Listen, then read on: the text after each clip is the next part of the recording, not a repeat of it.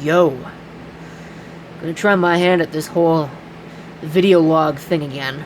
I don't know how well this is really going to work, or if it's going to last very long, or really what the deal will be with these videos. But the last time I tried this, I was shooting clips of videos throughout the week, and uploading it at the end of the week.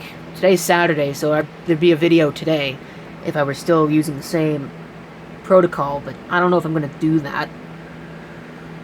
Length of time, I try to keep things like this kind of short, because I don't think people really want to sit and listen to me yapping for 19 minutes or whatever, so probably more like 2 or 3 minutes, but even that's rather difficult to do. I'm up at a minute already, and I haven't even really done anything.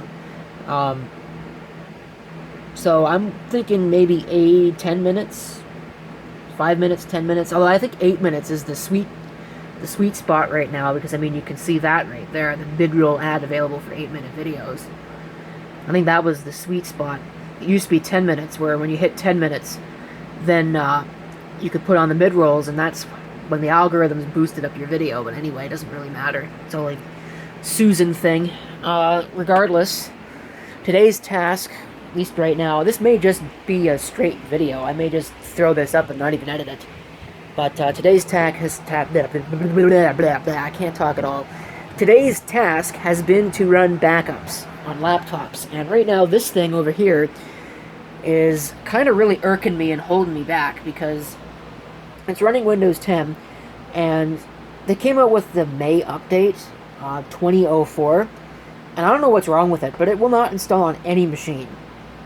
You know, it didn't install on the home theater computer, didn't install on that, didn't install on my tablet, and it didn't install on this either. So, you know, what happens is it gives you, download and install, you push the button, it farts around for half an hour, doing basically nothing, and then spits back an error message. It's like, oh, there's a network error. Well, no, there isn't a network error, it's that you're too slow, you're not using the resources that are available to you. So you hit retry, and then it acts as if the update doesn't exist anymore. So, I don't know, for all of its quirks, Windows Vista never did that. Couldn't not install a Surface Pack on Windows Vista, but apparently with Windows 10, Surface Packs are not a thing, because it's done that every time. I've had to sit here and wait for this upgrade tool to fart around doing basically, like, I mean, look, it's doing nothing. Someone's reading my disk, but it's not doing anything. Like, what's going on here? What's the holdup? Oh, the system's using the information. Oh, that's very helpful. Anyway, frickin' Windows 10. I hate it so much. So, that's the next one that needs to be done.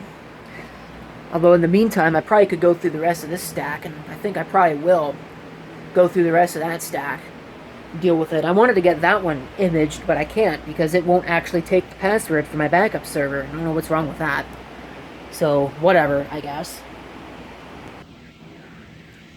You may notice that in that disastrous mess, there's no longer a trip light 1000 volt amp UPS. Well, because I'm a total klutz, I kept kicking it over. And I guess I kicked it over one too many times, because the last time I did it, the display shut off and there was no response out of the control panel. Well, it turns out what happened is I broke a couple of the solder joints going to the ribbon cable that goes to the control panel. So, well, that's kind of pointless and useless, so I had to take that out. I could probably fix it, but I don't know. I'd already bought this here. This is an APC that you can't see because there's no light in here. This is a back UPS XS1000 that I'd picked up actually to replace the XS1500 that wasn't charging its battery. I don't know if you've seen that video. That I gotta edit and all that. And it's gonna be a long time probably before I edit that, because I've got like at least 30 or 40 videos before that need to be done. Anyway, I then ended up getting a really good deal on that CyberPower 850, and that 850 is more than big enough for what I need. So this is probably still going to go over there, and I'm going to use this to power all the main stuff, and then the other one can be used to deal with the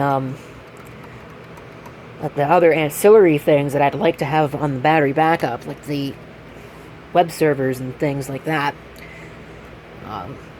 And then eventually, when I get my smart UPS 1500 from work, if it's even still there, I can, with any luck, get batteries in that and have a nice 1500 volt amp smart UPS for the studio, get one of my bank UPSs out of there and put that over here, and have that plug strip then right here in place of this crappy ES550 that I hate so much. I've had this i7 CPU sitting around for a while. It's an i7 870, I believe. Not that you'll be able to read it because it won't focus on that. It's more interested in everything else. And I bought some hardware to put that on the motherboard that I had, a BioStar H55 HD. Turns out the motherboard had failed in the intervening time between when I tested it with the CPU and it worked, and when I went to go put the big cooler on it. So, whatever. I actually went to eBay and I put in an offer for some China piece of dreck, but I don't know if they're going to actually answer me, because there's no way it's worth anywhere remotely close to $50.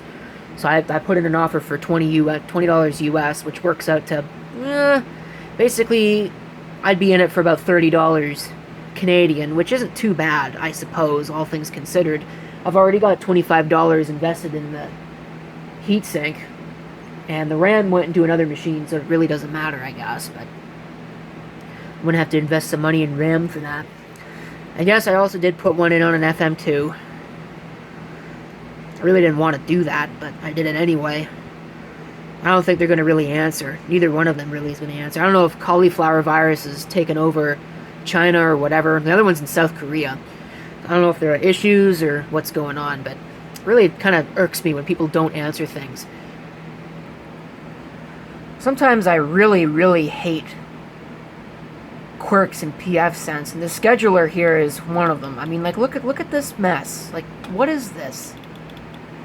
All I want is for every month, for the first 7 days of the month, I want an interface to be open, or I want a firewall rule for passing traffic to be enabled from 5 o'clock in the afternoon to 3 o'clock the next morning.